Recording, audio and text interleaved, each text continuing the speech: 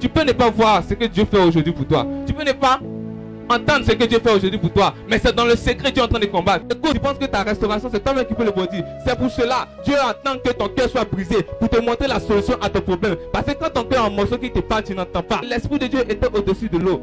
Qu'est-ce que l'Esprit de Dieu faisait au-dessus de l'eau?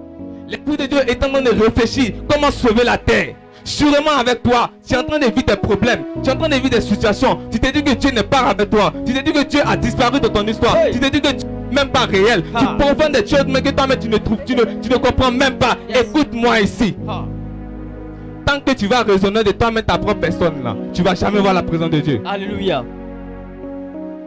Amen. Amen. Pendant que je méditais sur ce passage, l'Esprit de Dieu m'a dit, écoute-moi. Si tu vas dire le silence de Dieu n'est pas synonyme de son absence, mais c'est l'interprétation de sa sagesse. Pourquoi le Saint-Esprit a dit ça? Parce que lorsque Dieu a vu la tête dans des problèmes, il s'est mis sur l'esprit, il s'est mis à part pour réfléchir. Parce qu'au verset 3, la Bible nous dit que le Seigneur a dit, après avoir vu l'état de la terre, il a dit que la lumière soit. Écoute-moi, il y a eu un changement de temps. Il y a eu un changement de circonstances. Il y a eu un changement de nom à la même minute. J'ai compris comme cela que la lumière dont Dieu parlait, c'était la révélation de la terre. Yes. Amen. Amen. Pour dire quoi? Lorsque le Seigneur veut régler ton problème, il ne règle pas que seulement ton problème. Il règle et il te révèle. Alléluia. Et en plus de te révéler, il te donne un nouveau nom. Amen. Amen. Bien-aimé, quand j'ai compris ce passage, j'ai dit ouais. Yes. Tu es là aussi. Parce que pendant ce moment, où moi j'étais en train de me tuer, en train de questionner les gens pour m'aider les versets sur la guérison, l'Esprit m'a pris sur la persévérance. Yes. Or, pendant ce temps, je vivais un moment qui me faisait très mal. Yes. Je me demandais même si Dieu existait. Hey. Je murmurais contre Dieu. J'ai dit, mais Dieu, toi aussi, comment tu peux regarder cette situation sale et puis tu ne parles pas? J'étais révolté. J'étais révolté. Je disais même à mon ami que Dieu n'est pas bon. Mon fils de Dieu qui s'est né à l'église, j'ai dit, il est dénigré même.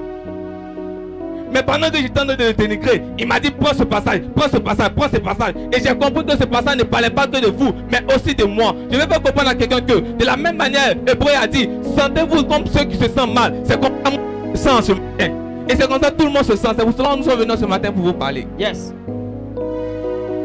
Les douleurs que tu vis, c'est partout.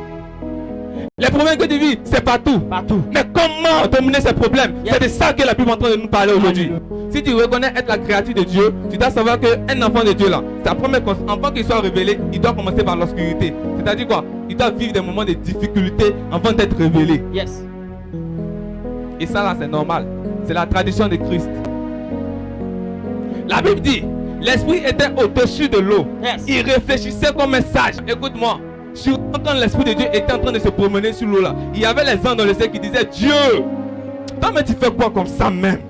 Écoute, la terre est limitée, c'est fini, on ne peut plus rien faire pour la terre, il faut laisser terre là, allons créer nouveau. Sûrement les anges ont dit ça à Dieu. Sûrement il y a eu des esprits qui ont découragé Dieu. Les anges se plaignaient du fait que Dieu était... Parce que, écoute, il a laissé son royaume, il a laissé sa grandeur et il est venu dans ce qui est pourri gâté pour donner une nouvelle vie. Mais eux ils n'ont pas vu la vision de Dieu. Ils n'ont pas vu là où Dieu voulait en venir. Ils se sont mis à dire des trucs que Dieu lui-même a. Il savait qu'ils allaient dire ça. Il dit, hé Dieu, il faut laisser tes salades, on ne peut plus rien faire pour ça. Allons créer nouveau. Satan a déjà pris. Écoute-moi, c'est comme ça on te témoigne aujourd'hui. On te dit que ton problème là, ça ne va pas finir. On te dit que ta maladie ne va jamais cesser. Et écoute ce qu'il te dit. Eux, ils vont parler, mais attends la parole de Dieu. Yes.